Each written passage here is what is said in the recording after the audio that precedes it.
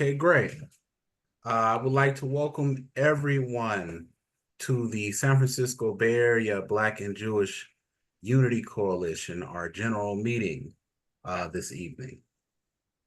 The coalition is a grassroots organization made up of people of faith and social activists who are committed to causes of racial, social, and economic justice and dismantling systemic racism at the local, regional, and national levels. I would like to have any new attendees please introduce yourselves right now at this time. Anyone who is, if this is your first meeting with us, please introduce yourself at this time. You can do so in the chat.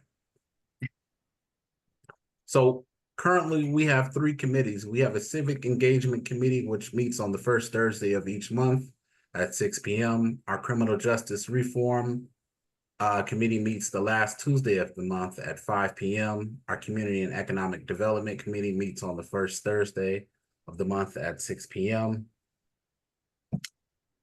If any new members who would like to join us, we are looking for volunteers with skills in social media, writing, public relations, reviewing legislation, for example. And also, if you're familiar with the Zoom systems, once again, please put your information in the chat. And also, right now, we would like anybody within the organization, if you can donate $10, $13, it goes directly towards the operation fees, such as Zoom, MailChimp subscriptions. And also, I want to open up with a prayer right now, if you all don't mind. Father God, I want to thank you for bringing us here together this evening in peace and unity. I ask that you bless the people involved in this meeting. I ask that you heal anyone who is dealing with any health issues. And I want to thank you for delivering a strong woman presidential candidate who will usher in a new era of prosperity. I also want to thank you for being with President Biden during this time and also giving him the wisdom that he needed to let Kamala Harris step in. Amen. Amen. Amen. Amen. And from here, I would like to pass the microphone over to Bonnie, who will Thank you, introduce Brent. our speakers for this evening. Thank you so much, Brent. Well, welcome to everyone. I see some names here I know, and welcome all the newcomers. We are in for a real treat tonight because we have two of the most dedicated women who've been working for many, many years on voting rights and lots of other issues that are important to all of us, and particularly the Unity Coalition. So Andrea Miller is going to speak first. She's in Boston right now, so we want to respect her time difference. And we're welcoming her back because she spoke to us before the 2020 election. And I saw in the chat, she even remembers some of the names. So that's great. Andrea is a founding board member of the Center for Common Ground, which is such an important organization that gets out the vote and helps support all kinds of issues related to voting rights. She's also the executive director of People Demanding Action and the founding president of the National Women's Political Caucus of Virginia. She's an IT and political director and a digital and elections strategist. She designs and administers digital phone banks and texting programs. So she's got so many skills. From 2013 to 2015, she led the Progressive Roundtable on Capitol Hill, bringing together members of Congress, activists, and nonprofit leaders. Her expertise is in voting rights, climate, and the Equal Rights Amendment. She has successfully advocated for legislation on both the federal and state level. And in 2008, she was the Democratic nominee for the Virginia 4th Congressional District. So Andrea, we really are happy you're here and we're waiting to hear what you have to tell us. Thank you. You might start Well, by telling us your actual topic or theme. Yeah.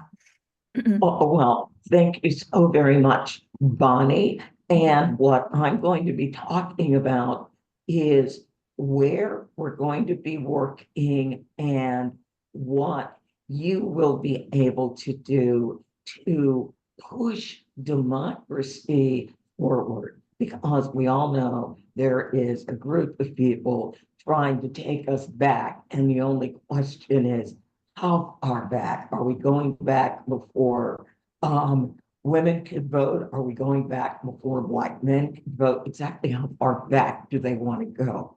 When was America great that they want to go back there? So, Anne, if you could pass me the host control, I brought a little presentation for you, and Andrea? I will share that presentation. And I can make you host. Will you The spotlight host. yourself? Will you be able to spotlight yourself?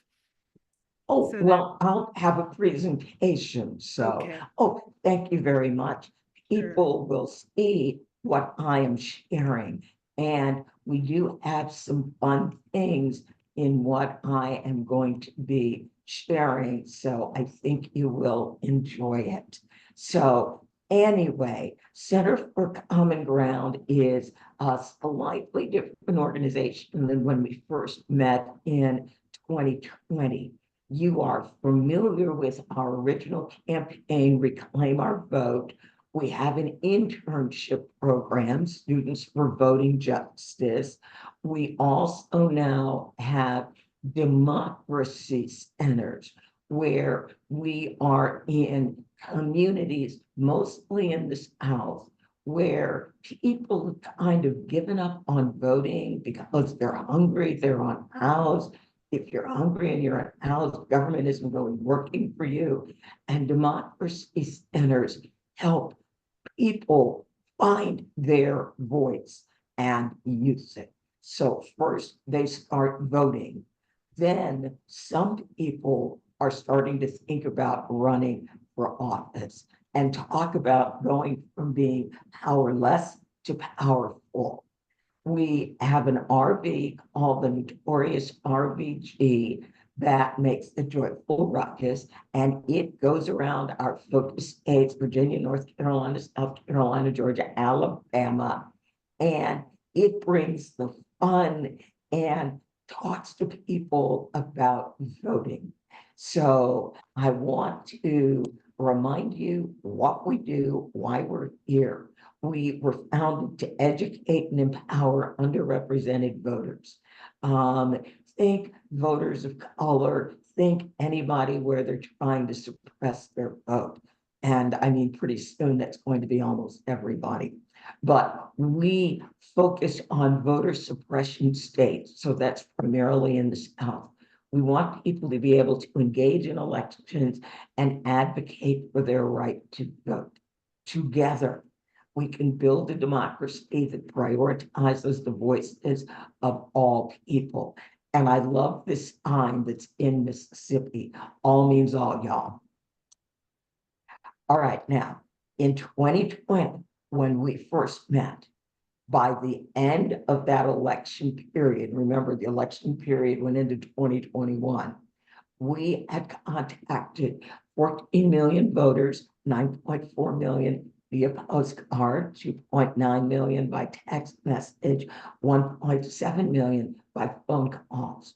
Well, it's 2024. Now in 2020, we had 44,000 volunteers. Well, now it's 2024, and we actually have closer to 85,000 volunteers.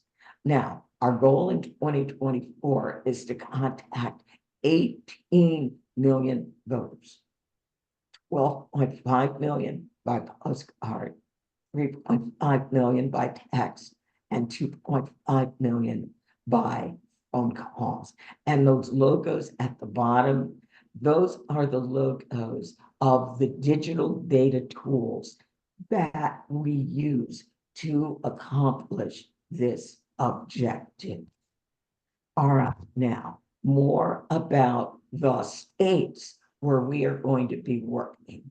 Now, in Virginia, which is where I normally am, there are roughly 865,000 Black voters, and that's almost 16% of the registered voting population. We're going to be working in Georgia. There are 2.5 million Black voters in Georgia, and that is basically 34% of the Georgia registered voting population. So as we hear about all the crazy things they're doing in Georgia, putting up a website where you can cancel your registration and make it look like the website where you go to check the status of your voter registration, and they're doing all kinds of stuff like that. Well, that's why the Black population has grown so big. In North Carolina, 1.5 million Black voters, 21% of the population. In Florida, yes, we're working in Florida. We've got 2.1 million Black voters. Now we've got 4 million Hispanic voters, but this year we're concentrating on Black voters. Texas, 1.3 million. Now, that's only 7.75% of the Texas registered voting population. But as people say about Florida and Texas, they're not red states, they're not blue states, they're non-voting states. There are states where people of color, for a whole myriad of reasons, just don't vote. So we are working to change that. And in Alabama, where we had tremendous success in 2017, limited success in 2020 and 2022, they created a new majority Black district. And so we will be working in Alabama with our partners on the ground in 2024. And Alabama, 27% registered voters. Now, where are we working? In Virginia, we're going to be working in 3 congressional districts. CD2, that's our oceanfront district. If you know Virginia district numbers, that's Elaine Loria's old seat. CD7, that's Abigail Spanberger's seat. That's where I currently live. Abigail Spanberger is not running for re-election because she's running for governor in 2025. And then CD10 is Jennifer Wexton's old seat. Jennifer Wexton has a very debilitating illness, and her health has forced her to not seek re-election. Now, in North Carolina, we are working in the 3 counties that have the largest Black populations in the state. And together, these 3 counties represent 500,000 of the 1.5 million Black voters in North Carolina. In Georgia, we're working in Middle Georgia, the Georgia Black Belt, CD2. We're working Atlanta, CD6, CD13, and we're working in South Central Georgia in CD8. In Florida, we're working with only the women because Florida has 2 interesting amendments on the ballot. Number 1, they have a reproduction freedom amendment on the ballot. And number 2, they have a legalization of marijuana amendment on the ballot. Florida is not as hopeless as it may look. Texas, again, we're working with women only in Texas. And in South Carolina, we're working in what they call the PD region. Where the heck is that? Well, that is Florence, South Carolina, which is kind of in the middle, and then Florence and Darlington and Dillon and Marion and Marlborough counties. They all form kind of a little circle around each other. And in Alabama, we're working in Congressional 2, the newly drawn majority minority district. So that's where we're working. And this is literally copied from our website. So don't worry about if you're going, wait a minute, I didn't get to take all my notes. These are our postcard campaigns that will be launching and have already launched. So Arizona's gone. 100% of the address is gone. Georgia, we have added addresses. So we're reaching out to more than 800,000 Black voters. 300,000 of those addresses are gone. Texas, we're writing to 300,000 Black women. Florida's not here. Florida, we're writing to 900,000 Black women. North Carolina will launch, or did launch on August 2nd with Virginia. So these are the Get Out the Vote campaigns.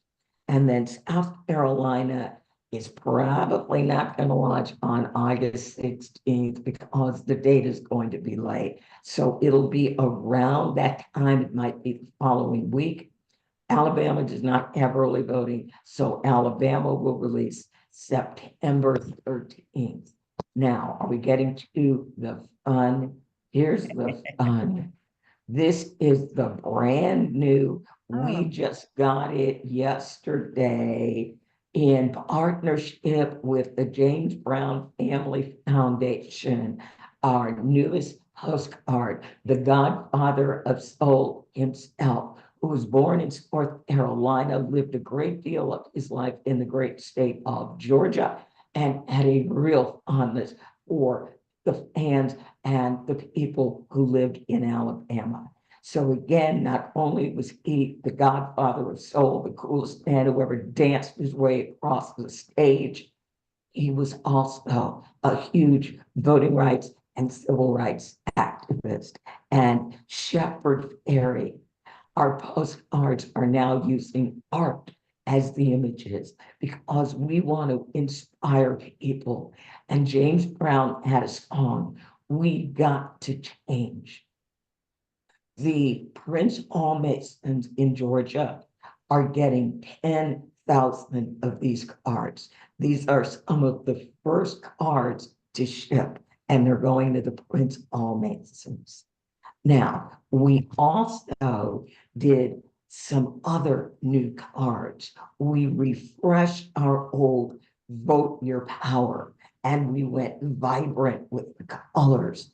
And people said, well, instead of just hands, can we have people that show how beautiful we are and how resilient we are? So we went to a young artist named Amir Kedar, and I have their work on my wall.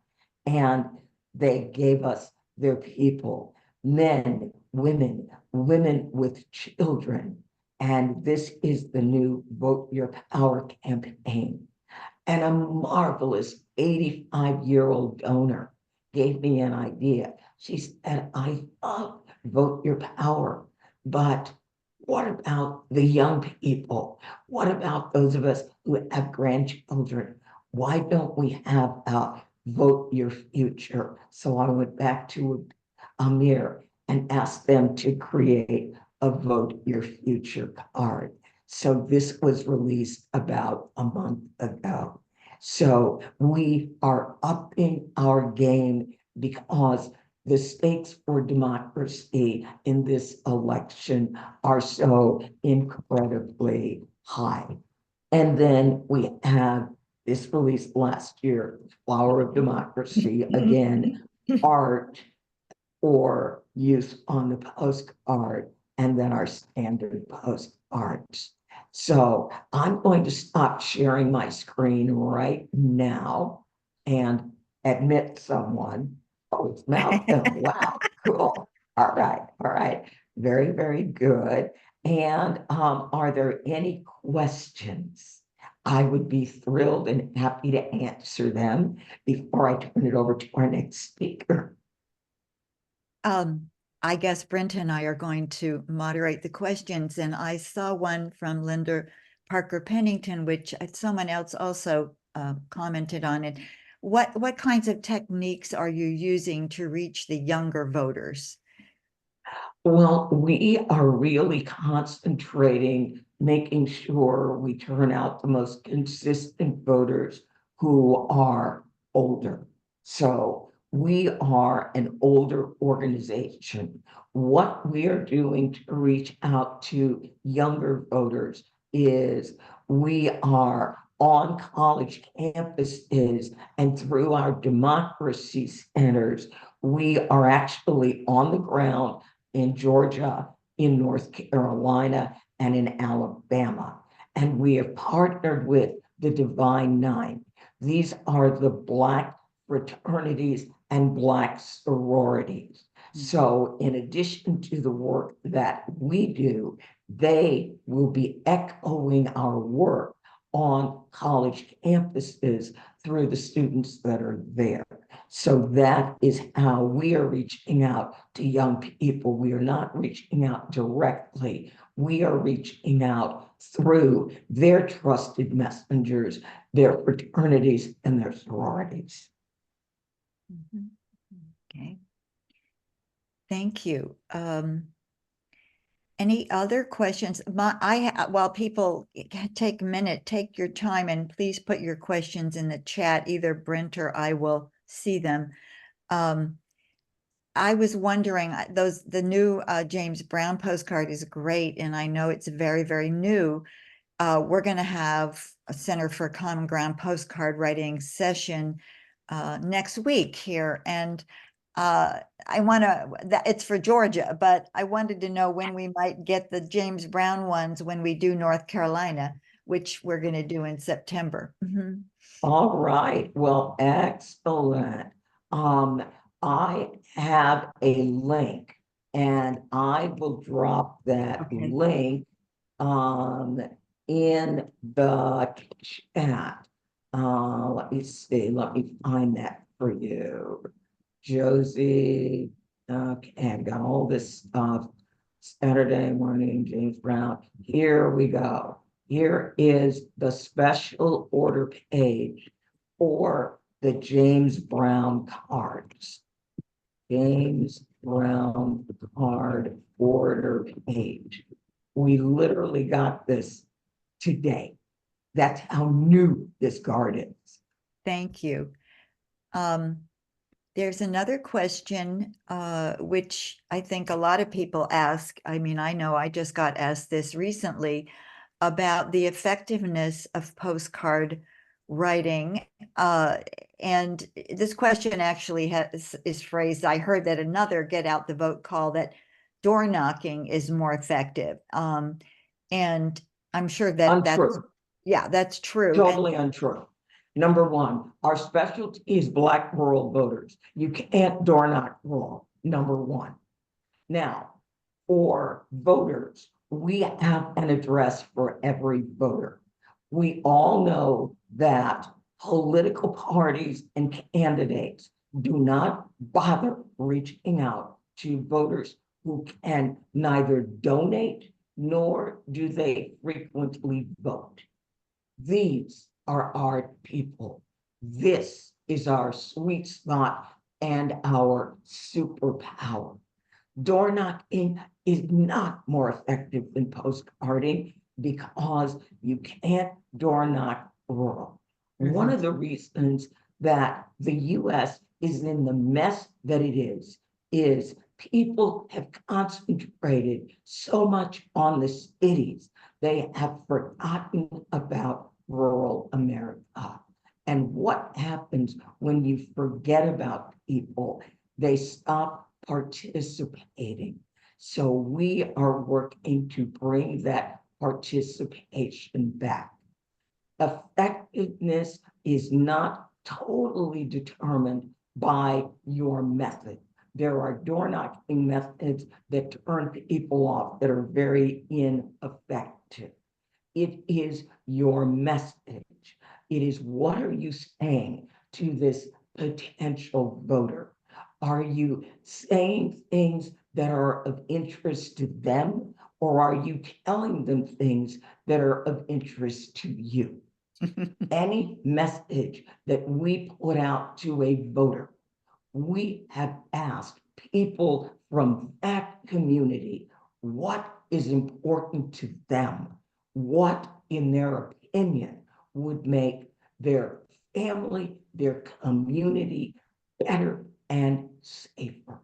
So all this stuff about this is more effective than that, this doesn't work.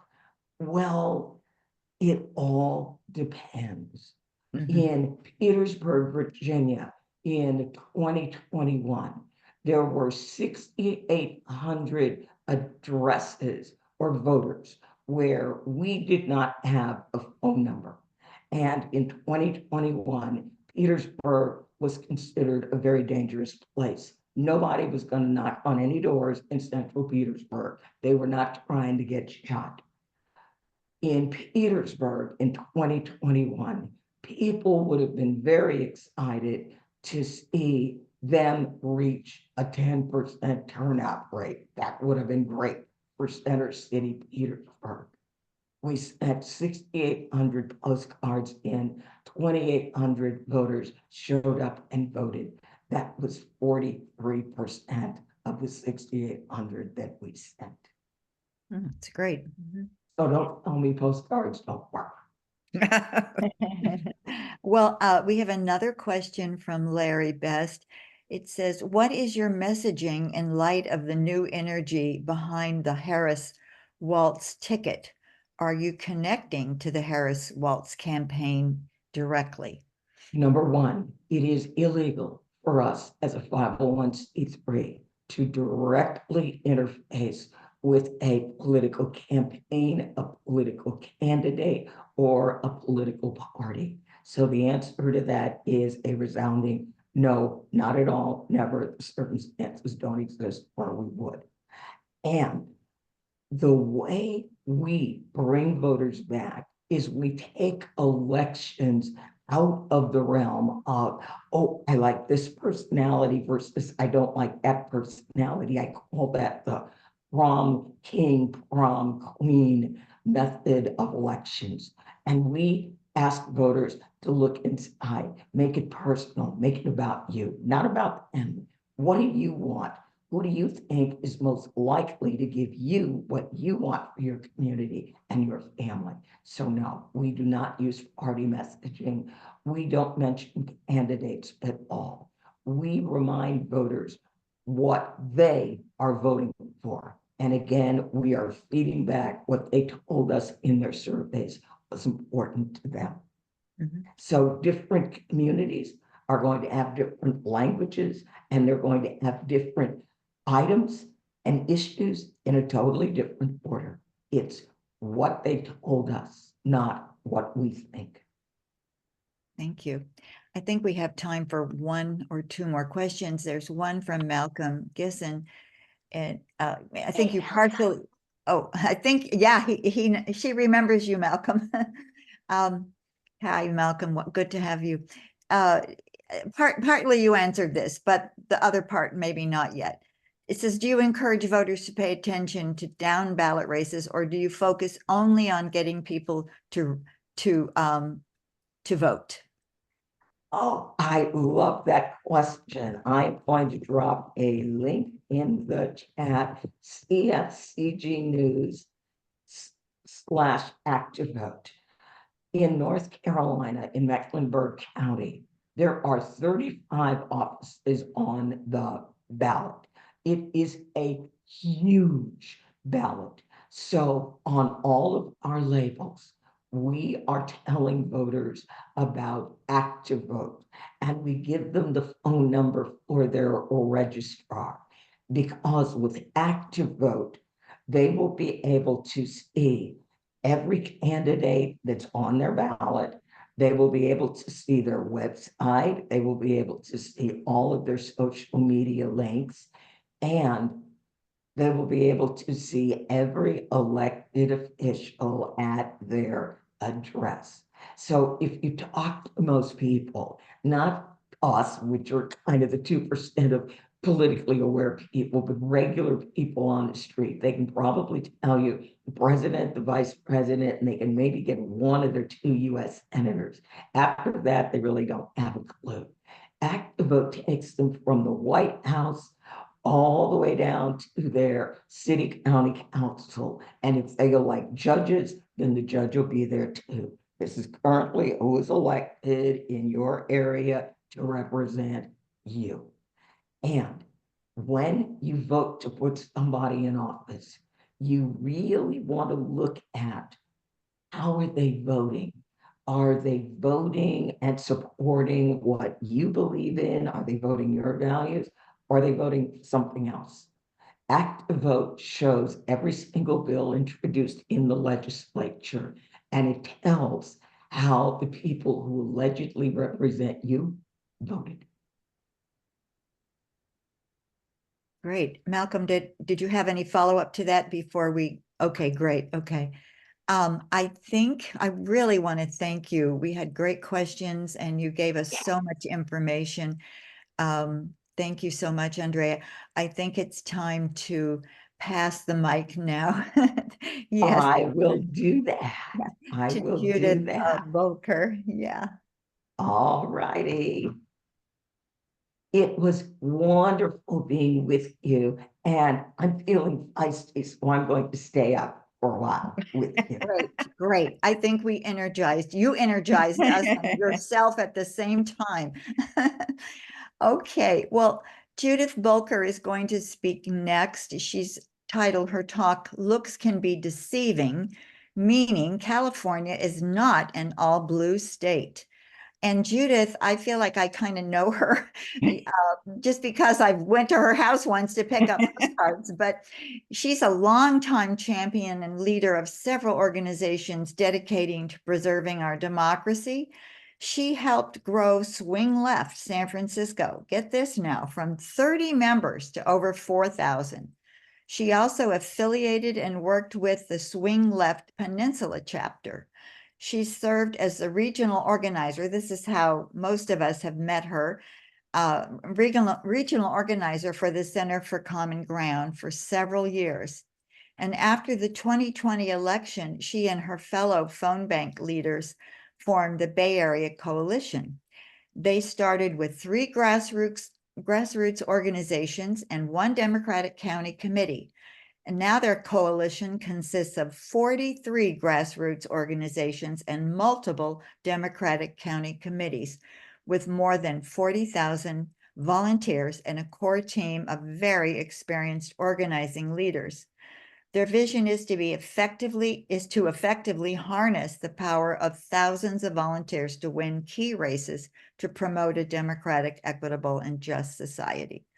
Their reach has expanded beyond the SF Bay Area to Sacramento, Santa Barbara, and Los Angeles. Since 2023, they've registered 1,000, just in less than a year, they've registered 1,627 new voters. They've knocked on 13,908 doors. They've held 3,900 conversations and 2,300 pledges to support our Democratic candidates. They've also made over 700,000 phone calls and spoken to almost 18,000 people. It's staggering, Judith, that data. So thank you for all that hard work. And we welcome you now to tell us about those districts in California. Thank you so much. Wow, following Andrea is there's a lot of pressure here. She's amazing. So I will do my best. And what I'm going to do is move you from kind of the South and the East Coast to California. And I got it at the end. All right, here is the slideshow. So yes, looks can be deceiving for California. What does the California map really look like? We tend to think of California as a very blue state, but the truth of the matter is it is much more nuanced. You can see there is a lot of red mixed in that blue. So we're going to take a tour through 6 swing districts in California. CD 27, 41, 45, and 47. And we're going to take a deep dive into our nearest neighboring swing districts, CD 22 and CD 13. So let's start with CD 27. CD 27 is in Southern California. Its biggest cities are Palmdale, Santa Clarita, and Lancaster. The demographics, it's almost a 12-point Democratic advantage. It is 42% Hispanic, 33% white, and 25% Asian, Black, and other. George Whitesides is the Democratic candidate. George spent his career solving problems. Over the past 20 years, he worked as the NASA Chief of Staff, and he led reform of NASA to enable its current worldwide space leadership. Then he became CEO of Virgin Galactica, and he was able to create hundreds of jobs in the Antelope Valley, which is in his district. He supported frontline responders and public health through his work on wildfire crisis and created wildfire action. His opponent is Mike Garcia. After taking hundreds of thousands of dollars from the pharmaceutical industry, he tried to repeal the Affordable Care Act, and he voted against the law that allows Medicare to negotiate lower prescription drug prices. Garcia co-sponsored the national abortion ban with no exceptions for rape or incest that also outlaws IVF. And you'll see there's a little pattern here when I talk about the Republican opponent. He has done some illegal insider trading by selling $50,000 in Boeing stock just weeks before his congressional committee released a damaging report on Boeing's plane crashes. And then on top of that, he failed to disclose the trade until after the election, of course. So now, District 41. And District 41 is located within Riverside County, and it stretches from Coachella Valley to the Inland Empire. So the demographics for District 41, 40% white, 40% Hispanic, with the rest made up of Blacks, Pacific Islanders, Native Americans, and others. And Will Rollins, if you ever have a chance to meet him, he is really charismatic, wonderful person. He is a former federal prosecutor who is focused on counterterrorism and counterintelligence cases. He's running to fight against corruption in Washington. His platform includes protecting women's reproductive rights, bringing down costs, bringing good, well-paying jobs to his district, and immigration reform. His opponent is Ken Calvert. He's named one of the most corrupt members of Congress by directing federal dollars to benefit his own real estate investments. He's a MAGA extremist calling for charges to be dropped against the January 6th insurrectionists. Yeah, because 5 deaths is not enough. And he too supports the abortion ban. And he has one of the most homophobic legislative records in Congress. And guess what? Will Rollins is gay and has a husband, and I believe they have a child too. So the 45th district. This is made up of some of Orange County and some of Los Angeles County. So the demographics in this district, it is majority Asian, followed by Hispanic population, white, multiracial, and then 2.5% Black and other. The candidate in this district is Derek Tran. He is the son of Vietnamese refugees.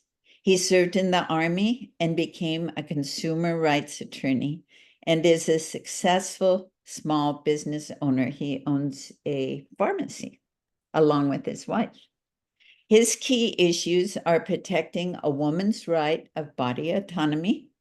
He supports workers' rights, and he believes the congressional representatives should fight for their constituents, not for corporate interests, which would be a refreshing change. His opponent is Michelle Steele, and she is firmly aligned with MAGA extremists. She fully supports the abortion ban without any exceptions. It's interesting because recent polling had this race in a statistical dead heat with Michelle Steele, but after voters learn more about Derek and what he believes and what he wants to do for the community, he takes the lead by a serious margin. So moving right along, we are now heading to District 47 in Orange County. So District 47 is, the key cities are Costa Mesa, Huntington Beach, Irvine, and Newport Beach. This district is 50% white, but it also has a very large Korean American community and 25% Asian and Pacific Islander. The district incumbent is Katie Porter, but she is unable to run as she decided to run for Senate, and unfortunately she lost that race. As a result, Dave Min is the Democratic candidate. He was raised in California. He's a product of the California public education system. He went on to get a law degree from Harvard and served as a state senator and is currently a business law professor at UC Irvine. Scott Baugh lost to Porter in the last cycle. He's a career politician and an opportunist. And yeah, he's in competition with Trump. He only has 30 felonies for, this is for changing voters' party registration without their consent. So voter fraud, he's committing voter fraud. He too is an extremist. He is an anti-abortion, anti-equality, and pro-corporation, meaning that he is anti-regulation and anti-union. Now we get to do our deep dive into CD22. So CD22, California's 22nd congressional district, has over 400,000 voters. And in this district, there are more registered Democrats than there are Republicans. The problem, and it is a big problem, is turning those Democrats out to vote. In the last election, turnout was only 34%, which is terrible. So what is this district look like? The median, well, 73% of the population is Hispanic. The remainder, 27%, is made up of white, Black, Asian, and others. The median income is $55,000. And for the rest of California, the median income is $92,000. 23% of the residents are in the poverty level, making $31,000 or less with a family of 4. The high school graduation rate is 68%, and only 10% of the people in this district have attended college. There are high rates of valley fever, cancer, and childhood asthma because the air and the water are toxic from all the chemicals Big Ag has put in the water. The residents are predominantly young, Hispanic, speak Spanish at home, and have limited health services. The child poverty rate is double the national average. There are daily threats to clean air and clean water. And when you go canvassing, you'll see many people at their apartments outside that have tons of empty bottles of water. They cannot drink the water out of the tap. It smells bad, it looks bad. They have to drink bottled water. The district has many small rural towns whose main employers are big oil, big agriculture, and prisons.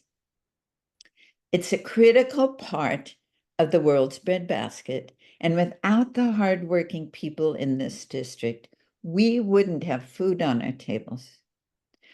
In our recent March primary, even with the low Democratic turnout, the Democratic challenger, Rudy Salas, came within 888 votes of beating the Republican incumbent, David Valadao. So let's meet Rudy Salas. Rudy was born and raised in the Central Valley. He's a lifelong Valley resident. He worked his way from working in the fields with his father to graduating from UCLA and became, this kind of boggles my mind, he became the first Latino at Bakersfield City Council in its 112-year history. He's the first in an area that is majority Latino. Well, he has served 5 terms in California State Assembly, and he cares about the community. He gives away backpacks at Christmas. He wants to solve problems for people. He's a very kind, good-hearted person dedicated to his community. So his top issues are healthcare. He voted, while he was in the assembly, he voted to make insulin more affordable. He secured funding to create the Valley Fever Institute, and he helped save the Kern Medical Center. He worked to double the funding to the local nursing school. He wants to lower prices in the area, and he has voted repeatedly to put more money into workers' pockets and to increase the minimum wage. He fought and won overtime pay for farm workers. That's a huge breakthrough. Yeah.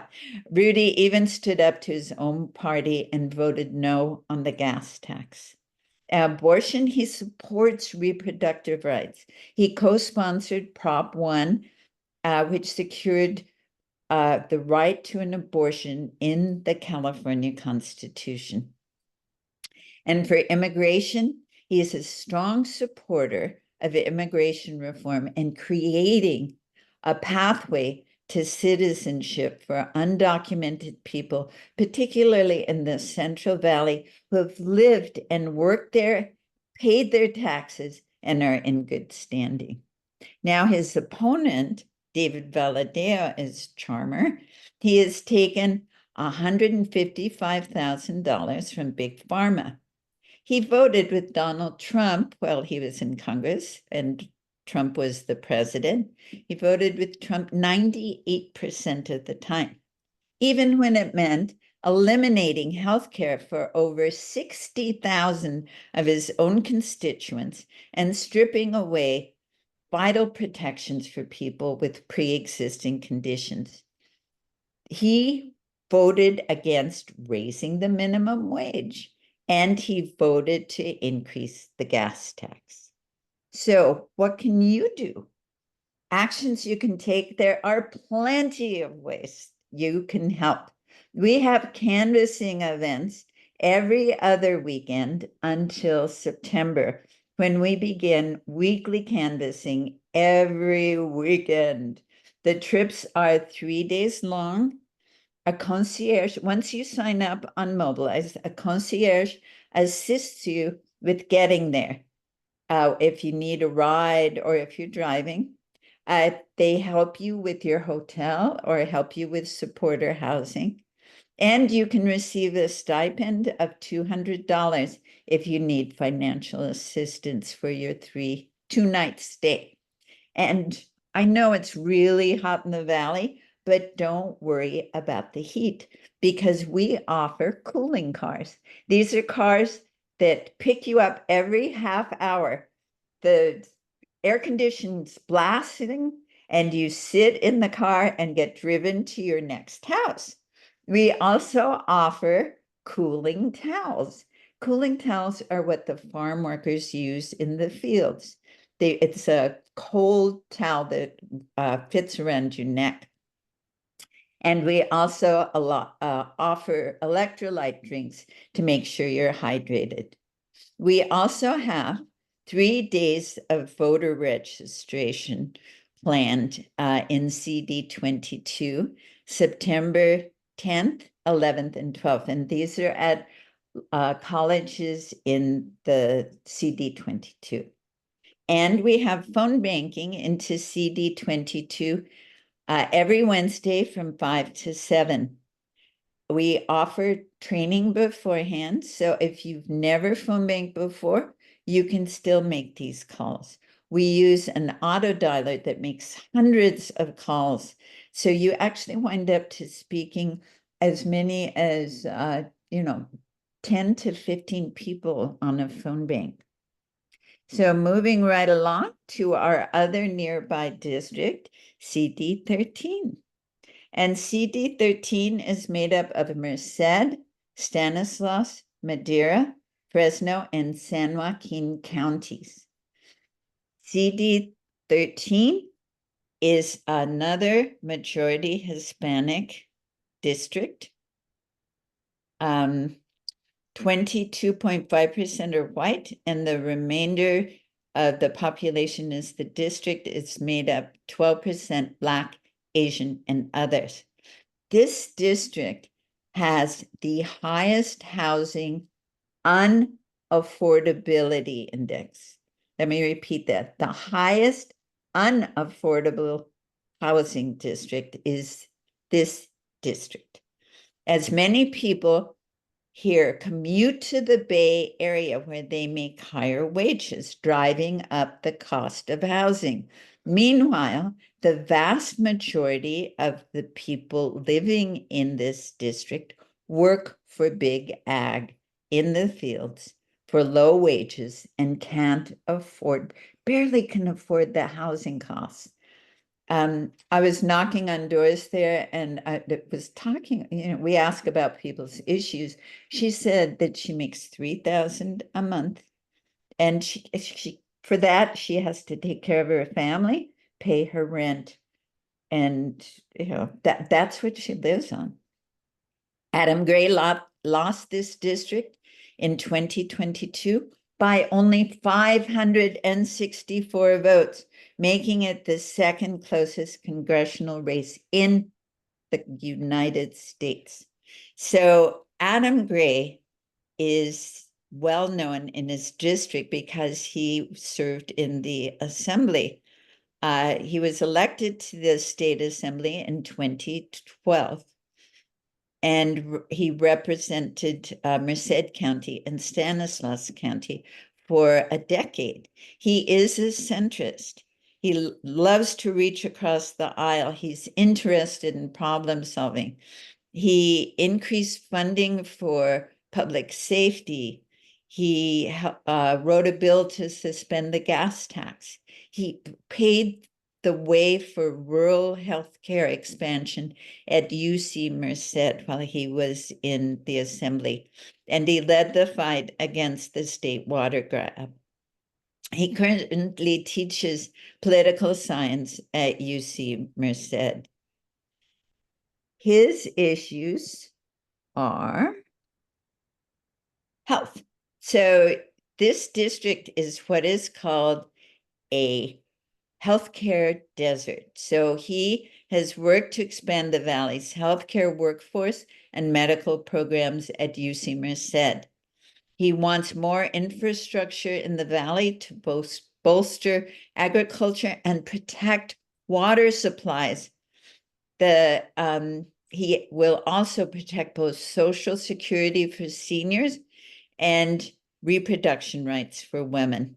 And as far as immigration goes, he wants a more functional system for people who want to come here and make better lives. His opponent, John Duarte, sides with Big Ag. He is wealthy and has donated tons of money to the MAGA cause. He thinks climate change is a hoax, and he's voted against the bipartisan immigration reform in Congress. He too is a grifter and scammed many farmers in the valley who purchased pistachio trees from his nursery that did not grow, and he never refunded their money. It's really, oh, anyhow, he's not my favorite person. So what actions can you do? We offer one-day canvassing trips, and you can usually choose between 2 to 3 different canvassing opportunities each weekend in this district in different cities.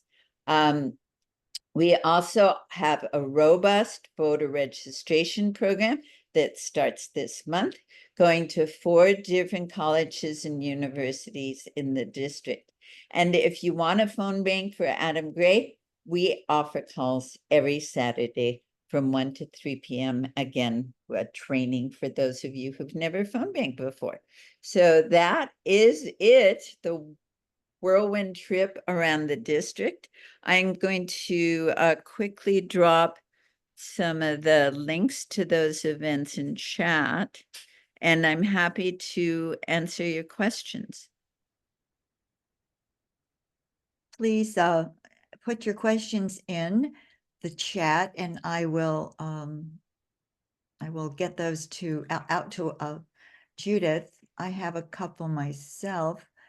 So I'm just looking at what she's putting in here. Oh, but you said the links to canvassing, all of the Bay Area Coalition events, phone banking, and our website.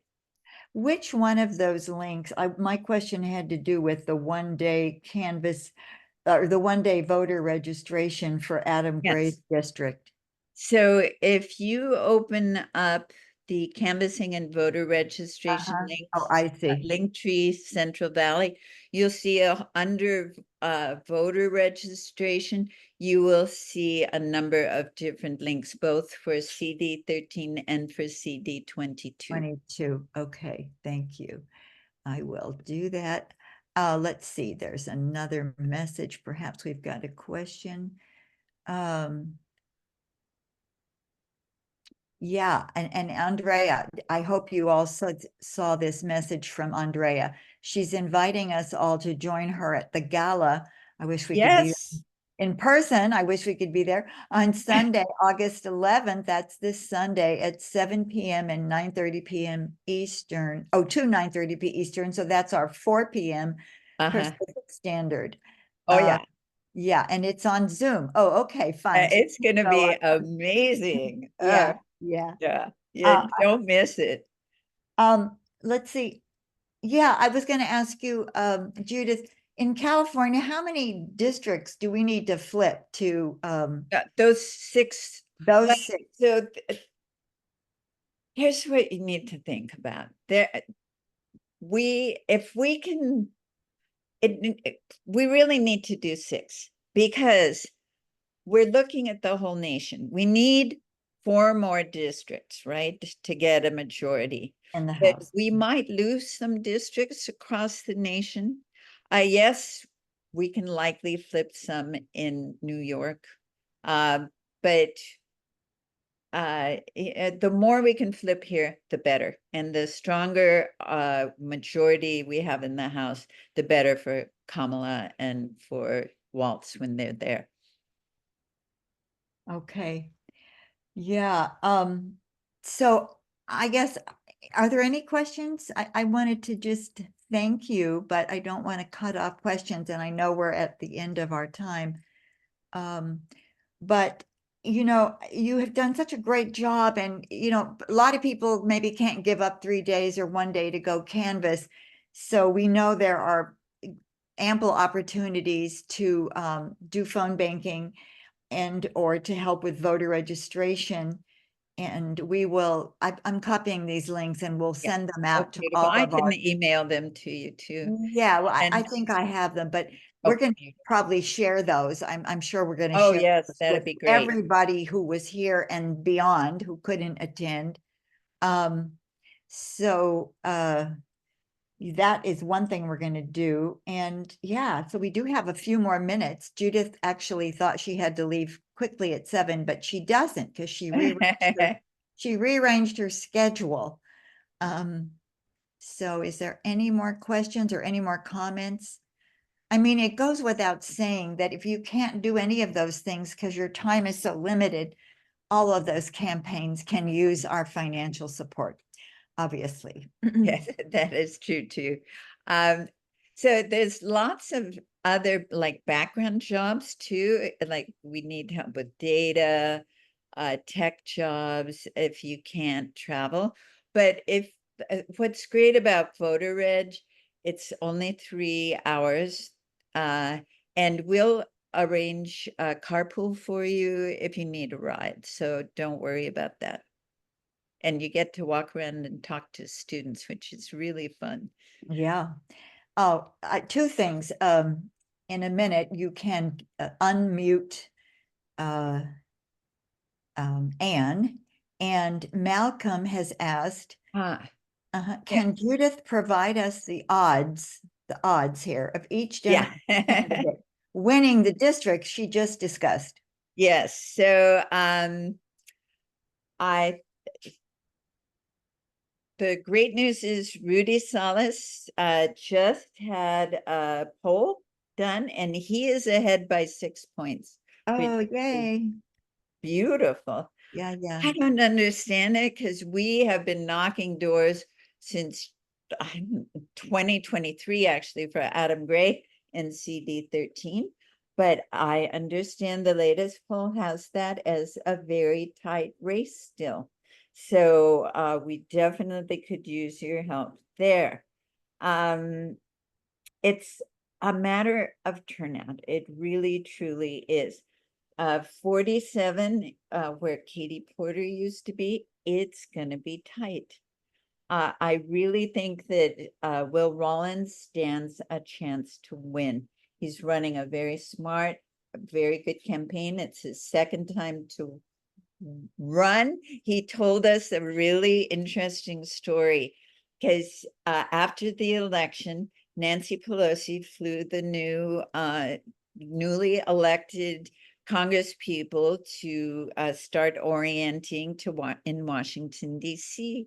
And he said he had his first day there and he was sitting down to lunch when he found out that he actually had not won. I know. Talk about a close race. So I feel pretty darn confident he's going to win this time. I really do. So those I feel quite sure of. And 27, actually, George Whiteside's, it is a Democratic majority district. So, and George is really smart guy and he's funding his own campaign. So I think they're going to do pretty well. Thank you. Thank you so much. We really got so much information between you two marvelous speakers, and we're so grateful. especially you, Andrea, who now is staying up until after 10 p.m. Yes. So I don't know if you always burn the late hours, the midnight oil, but nonetheless, we're grateful. And we thank all of you for coming and listening and sharing your observations, comments, questions. We have one new message. What is this one? Oh, normally you're in bed by 9:30. Okay. Well, then this really is special. Thank you again. And yeah, so many thanks. And those of you, we will be sending out these canvassing and voter registration links for all these events that Judith shared with us. And I think, Anne, you have the microphone now, Anne? Oh, I can. I'm not sorry. Yeah, Anne, you need to. Yes, hi, Oh, okay. Judith, She please wants to- unmute Brent and me. Thanks. Unmute who, Mouse? Brent Yes, Turner, our yes. co-lead. Of course. Thank you. Yeah. Thank you, Bonnie. Yeah. Mhm. And thank you to our speakers. I'm going to move on quickly since Bonnie expressed our gratitude to our speakers. I wanted to do a quick update. We've lost a few people on reparations, California state reparations, and our work on that.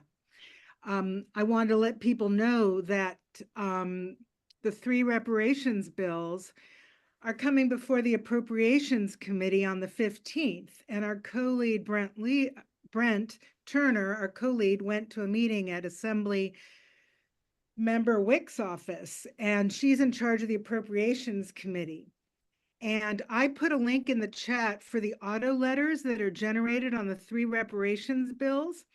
If somebody could repost that, but we do need people to send those letters and to put pressure on Wix before the 15th.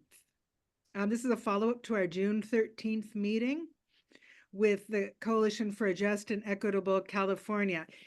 And we are so close to these 3 bills getting passed, but they have to pass the Appropriations Committee, and then before August 31st, there will be a floor vote. So we'll also be sending an email out to everybody for the floor vote where we contact all our representatives. The other thing I wanted to ask, we wanted to follow up on the Justice for Renters Act. That's the Proposition 33 that is going to free up municipalities to enact rent control if they want. We thought window signs would be very effective in our cities, in our apartments. If any of you can help us distribute posters, we probably need somebody on the East Bay and someone in San Francisco. You can put that in the chat, or you can get in touch with us. But as soon as they have posters printed, we thought it would be a good idea to get those distributed. Let's see, Brent. I think we've got 2 more minutes. I think that's probably it. Brent, can you tell us about the next meetings? Oh yeah, our September meeting, we will be meeting in person. Location is yet to be determined, but we will have a host of activities for all ages, all groups to get involved with. And then also November 5th, we will have an election night party. So we will just send out a Zoom link. Everyone stay on for as long as you can, have some wine, grape juice if you don't drink any alcohol. Share And your favorite campaign buttons. right, that also. All of them. Everything. It's gonna be a party. Nail biters Have together. some good food. And then once again, I wanna ask anybody if you can donate $20. Our PayPal link is in the chat. All of the funds will go directly towards our operational needs. And am I missing anything, Ann? I think, and I just want to thank our speakers again. You 2 women are great and amazing. Inform me, and I'm ready to roll. I want to call my people down in Alabama and Georgia and have them knock on doors, whatever they need to do. And any new members who would like to join us, remember we need some assistance in social media, Zoom management. So please place your emails, and also if you just want to recruit members, that works also. And our committees, please join a committee. View our website, sfunitygroup.org. And as we say, you get in where you fit in. Thank you all again I for guess we should have participating. unmuted everybody, but